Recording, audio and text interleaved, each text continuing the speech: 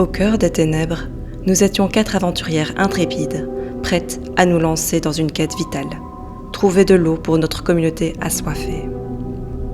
Un contingent avait déjà été dépêché pour cette mission essentielle, mais il s'était mystérieusement volatilisé.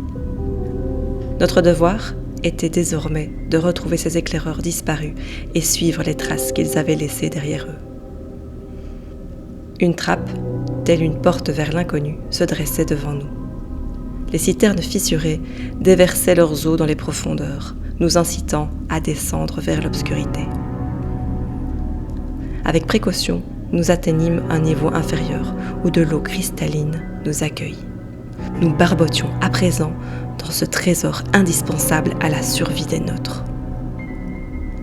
Une porte éventrée et un mur effondré révélaient le passage d'une force titanesque. Quelque chose avait pénétré ici et avait fui vers les caves. La galerie, datant sûrement de la chute d'Eldurel, portait les stigmates de son histoire. Des traces de griffes, probablement des goules, sillonnaient les parois. Était-ce un caveau? Un nid de goules? Des bottes métalliques avaient défoncé une porte. Devant une tapisserie défraîchie, l'image d'un homme revêtu de l'armure des Hellriders émergea. Il s'agissait d'un traître notoire, le vampire. Une druidesse gisait sans vie au sol. Son visage était connu de notre compagne Aster. C'était une amie sacrifiée. Sa mandibule avait été arrachée. Une fin tragique de plus à ajouter au tableau de chasse de ces profondeurs infernales. Son sac avait disparu, mais son insigne fut retrouvé. Plus loin, 2 gardes, dépouillés et abandonnés, témoignaient eux aussi de la cruauté de ce lieu maudit. Notre enquête nous mena plus loin, jusque dans une salle sacrée où reposait un autel. Une armure vieillotte du Flaming Fist et une femme dépouillée et encore vivante captivèrent notre attention.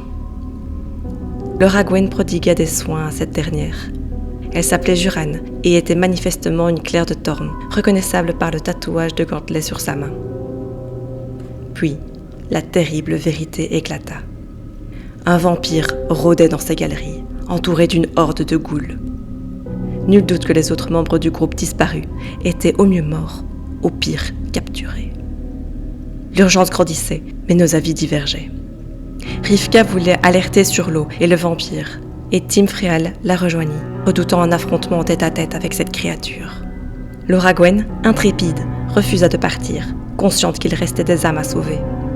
Aster, quant à elle, consulta Juran sur son souhait de retourner à la surface, et avec la bénédiction de Torm, elle invoqua la protection divine dans l'armure qui l'accompagnerait. Ainsi, nous décidâmes donc de continuer notre descente aux enfers, au sens littéral du terme. Nous avançâmes vers les galeries, prêtes à affronter les dangers et les mystères qui y rôdaient. L'aventure n'était pas terminée, et notre groupe était résolu à défier les forces ténébreuses qui hantaient ces galeries oubliées.